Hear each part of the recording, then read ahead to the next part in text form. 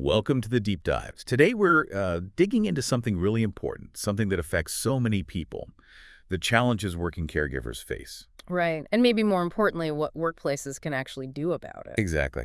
We're looking at a recording of this great panel discussion. It was originally aimed at HR folks, mostly in Dane County, but, relevant everywhere. The goal was basically how to better support employees juggling caregiving. And the panel itself had a fantastic mix of perspectives. There was Kelly Betzinger. She's both a caregiver and a market researcher, so she brings that dual view. Diana Clark from Permego Corporation. She's a senior benefits manager, so she knows the company policy side. Okay. Then Ellen Taylor, a dementia care specialist at the Aging and Disability Resource Center of Dane County, the community resource angle. Crucial. And Dr. Wendy Malaska, a family doctor, talking about well-being and planning ahead. Wow, yeah, a really well-rounded group. So our mission here for you listening is to pull out the really critical stuff, the biggest challenges, the smartest insights, and the solutions you can actually use. Yeah, kind of a shortcut to understanding this whole complex picture, whether you're doing the caregiving yourself or you know someone who is, or maybe you just want your workplace to be, better prepared. Right. Let's get into it. Where should we start? Maybe with the core challenges. Kelly Betzinger covered that, right? Yeah, she did. She kicked things off by talking about what caregivers themselves say are the toughest parts based on survey data. Number one, emotional strain, just the sheer weight of it. I can only imagine. Then there's the constant juggling act work, caregiving, trying to fit it all in. Related to that, just managing time, it's relentless. She had that quote, didn't she? Something like, caregiving is complicated Yeah. and the toughest job you're ever going to love. Yeah. That really captures it, I think. That mix of, deep love and, frankly, immense difficulty. It really does. And it highlights something employers might miss, that hidden emotional labor. Totally. And Kelly stressed that you can't do it alone. She talked about needing a circle of support, not just family and friends, but the workplace has to be part of that circle, too. So what does that look like from an employer's side? For flexibility, definitely. And real understanding. She gave an example, like needing time off, sometimes last minute, to interview a potential new helper for the person you're caring for. Oh, right. That's not something you can always schedule weeks in advance. Exactly. It's about recognizing those practical, sometimes unpredictable needs. And she talked about planning always needing a plan A, a plan B. Plan C, probably. Right. It just shows the mental energy that goes into constantly thinking ahead, preparing for things to go sideways. That's a huge burden. Did she mention other kinds of flexibility? Beyond just time off? Yeah, she did. She mentioned how valuable it can be to adjust when you work, like maybe catching up late at night after the person you care for is settled. Okay, so not just 9 to 5 thinking. Right. It acknowledges that caregiving doesn't fit neatly into business hours. That kind of adaptability can be, a game changer for people trying to keep both work and care going. And it sounds like it wasn't just about formal policies either. No, definitely not. She really emphasized the power of connectedness, just knowing colleagues understand. Maybe they've been through it too. That sense of solidarity. Reduces the isolation, I bet. For sure. She talked about how colleagues often share tips, resources, emotional support. That informal network can be incredibly valuable. She also mentioned a specific resource, Lots Kids, Heart and Smiles, Oh, yeah. as a great example for families, showing how connecting employees to these community things is also part of workplace support. That makes sense. The workplace isn't an island. Okay, so that connects nicely to the next expert, Yeah. Ellen Taylor, right, from the Aging and Disability Resource Center. The community piece. Exactly. Ellen made this really crucial point. Dane County apparently has tons of resources, which is great, but knowing where to even begin, that's the challenge. It's like this maze of services. Yeah, navigating systems when you're already stressed is the last thing you need. Right. So the ADRC, she described it as a genuine one-stop shop.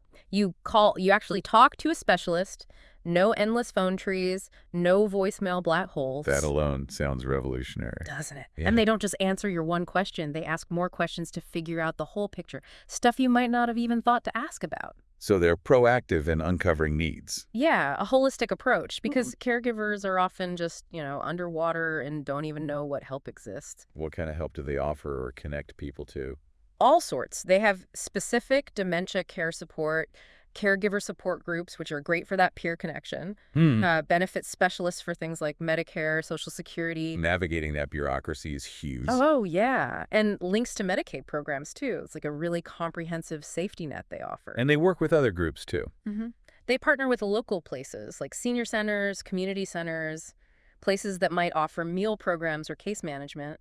And she specifically mentioned their caregiver support program, which can help find respite care, give the caregiver a break and sometimes even help offset costs. That break is so vital. Who exactly does the ADRC help? Is it just older adults? Good question. It's older adults, yes, but also people with disabilities who are 18 or older. And they specifically help with that tricky transition for high school seniors with disabilities moving into adult services. That's a critical gap to fill. So Ellen's main message was, basically, you don't have to know everything yourself. You just need to know who to call, who you can trust to guide you. find the front door. Exactly. And she echoed Kelly's point, too. If employers create a workplace where caregivers feel heard and respected, they're much more likely to actually reach out for help, whether it's internal support or community resources like the ADRC. That psychological safety piece again. Yeah. Okay, so we've heard about individual challenges, community resources. What about the workplace itself? Diana Clark from Promega covered policies and benefits, right? Yeah, and she had some really practical, powerful insights. Flexible work arrangements, remote work options. She stressed how much these help caregivers. It's not just a perk. It's a major factor in recruitment and retention. Makes sense. If you feel supported, you're more likely to stay. Absolutely. Having some control over where and when you work can make that balancing act feel, well, less impossible. It shows the company gets it. What else did you highlight? Intermittent leave under FMLA. So being able to take pre-approved time off in smaller chunks, an hour here for an appointment, a day there for an emergency, instead of needing a huge block of leave. That flexibility seems key for ongoing care needs. Definitely. But the really big thing she talked about was Promega's paid caregiver leave. They started small, like a 2-week pilot back in 2018. Right. And now they offer 6 weeks of paid leave per year. 6 weeks paid. That's significant. It really is. It shows a major commitment. And what was fascinating was they initially didn't realize how many caregivers they even had. Really? Yeah. Offering the paid leave actually encouraged people to come forward to connect with HR, even if they didn't use all 6 weeks. It sort of surfaced this hidden need. So providing support revealed the scope of the issue. Exactly. And she made this critical point. People were often taking time off anyway, right? But it was unpaid. That financial strain is a huge barrier. Paid leave makes it actually usable for more people. That's a really important equity point. Did they worry about people abusing it, taking the full 6 weeks whether they needed it or not?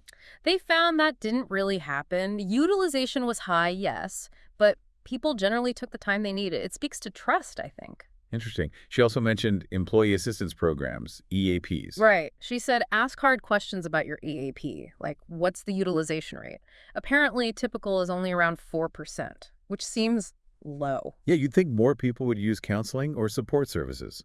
Well, Promega saw much higher rates when they added what she called an advocacy arm to their EAP. Advocacy. What does that mean in this context? It means going beyond just counseling.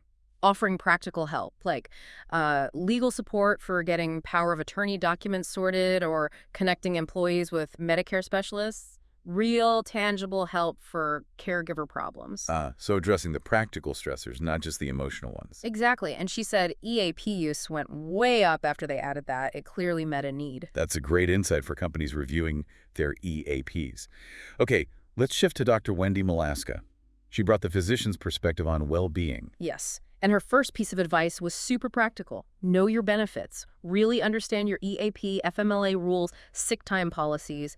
Don't leave that support on the table. Step 1, know it's available. Right. Then she really hammered home the importance of proactive conversations and, crucially, advance directives. Healthcare power of attorney, financial power of attorney. Getting those documents in place before a crisis. Absolutely. She explained that in Wisconsin, where the panel was, there's no automatic hierarchy for healthcare decisions if someone can't speak for themselves. So if you haven't documented, who should decide? It can lead to family conflict. Big time. Right when things are most stressful. She even shared that she got her own power of attorney sorted in her 30s. It's not just for later. That's a powerful message. Plan ahead at any age. And she mentioned a tool, the Hello game. Apparently, it's a way to help families have those awkward, difficult conversations about care scenarios in a less charged way. Oh, interesting. Like a structured way to talk about what ifs. Seems like it. And her other huge point was self-care, non-negotiable. Her line was, you have to take care of yourself before you can take care of others. The classic oxygen mask analogy. It's classic because it's true, Yeah. but so hard for caregivers to do. Totally. But she stressed finding whatever recharges your battery, sleep, hobbies, quiet time, and making it priority to build resilience. You just can't pour from an empty cup.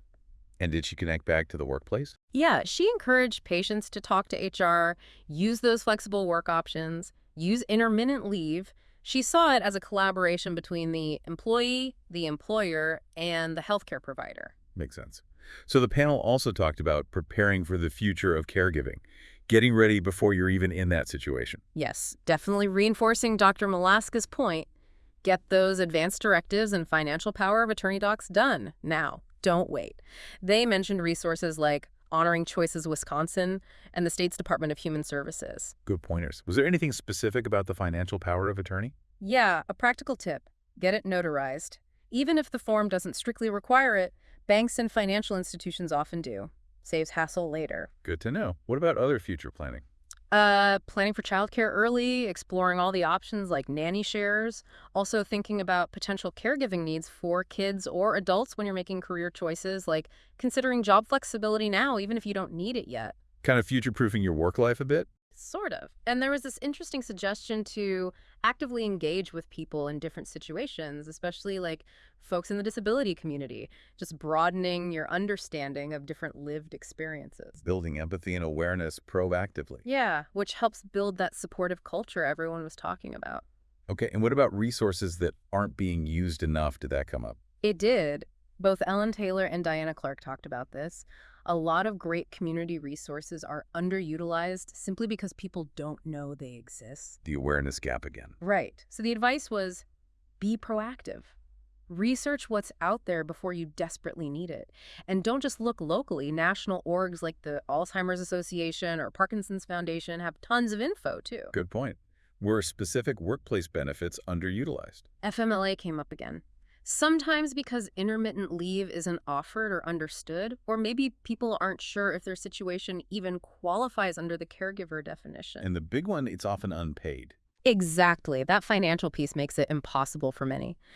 And related to that, the sad reality that caregivers often burn through all their own sick days caring for someone else. Leaving nothing for when they get sick themselves. Yeah, no safety net. It really highlights the need for things like paid leave. So how do we boost awareness of the resources that do exist? The panel suggested bringing the info directly to employees.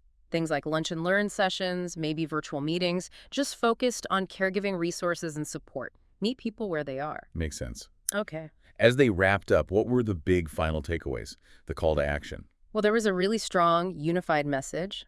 Communities and employers need to step up, recognize the value of caregiving, understand the toll it takes, and provide more support, period. A clear call for collective responsibility. Yes, and again, that message for caregivers. Prioritize yourself. Put your own oxygen mask on first. You have to sustain it. And for employers. Be curious. Ask about employee experiences. Create that psychological safety so people can talk about caregiving without worrying it'll hurt their career. Listen. Really listen. It sounds like understanding and empathy go a long way. They really do. Solutions don't always need a huge budget. Sometimes education, flexibility, and just, showing you care can make a massive difference. Any specific final thoughts from the panelists? Kelly Betzinger made a nice point about Madison being a dynamic community with lots of ways to support families, especially those raising kids with special needs. And just the general idea that small acts of support, feeling connected, it all adds up. Little things can make a big difference. Yeah. Okay, so let's try to synthesize this deep dive. We heard about the huge challenges, emotional, financial, logistical, that working caregivers face every day. Right. And the critical role of community resources like the ADRC as a lifeline, but only if people know about them. Then the workplace piece. Yeah. How impactful things like flexible work and especially paid caregiver leave can be. Diana Clark's insights from Promega were really powerful there. Definitely. And Dr. Molasses' focus on well-being, the need for planning ahead with advanced directives, but also that crucial self-care piece. And the recurring theme of being proactive, understanding benefits, researching resources before crisis hits, and just this overall call for more support, more understanding from everyone. Yeah, a real push for workplaces and communities to step up. So this leaves us and you listening with something to think about. What support is available where you are, in your community, in your workplace? And what could you do, maybe personally, maybe professionally? How could you better support the caregivers you know? Or even just prepare yourself for possibilities down the road. And think about that idea of duct tape and bobby pin solutions. Yeah. What creative, maybe low-cost ways could we connect people and resources right now? Exactly. It's about looking around, being creative, and fostering that connection. That's the thinking to carry forward from this deep dive.